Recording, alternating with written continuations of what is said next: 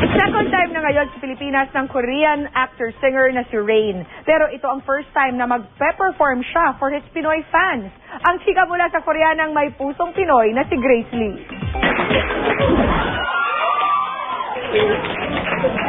Sinalubong ng hiyawan si Rain nang humarap sa press con.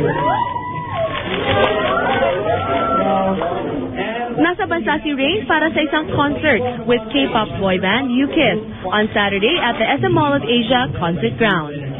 This is Rain's second time in the Philippines. Nagkaroon din ako ng chance na makasama siya when he first visited in 2002 to promote his first album. Siyempre, naging advantage ang pagiging Korean ko. Hi, good evening. 안녕하세요.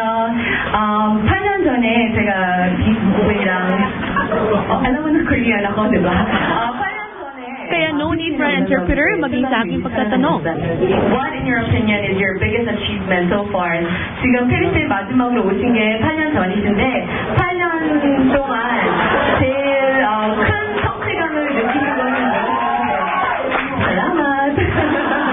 어쨌든 반갑습니다. 어디서 뭐 봤다 했으니. Parang mag-translate.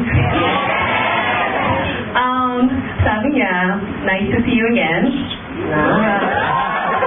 And he has achieved so much for himself, so he's very proud of all his achievements, and he hopes to achieve so much more in the future. And he's so happy to be back here in the Philippines, and he has missed it a lot.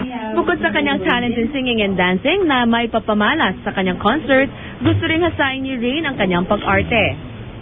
Kabilang sa mga pinagbidahan ni Rain ang Korean TV series na Full House at mga American films na Speed Racer at Ninja Assassin. 배우로서 더 좋은 작품을 많이 하는 것이 지금으로서 좀 목표인 것 같고요. And as an actor, I want to shoot more TV dramas and to show my capabilities as an actor and to show what's the best in me.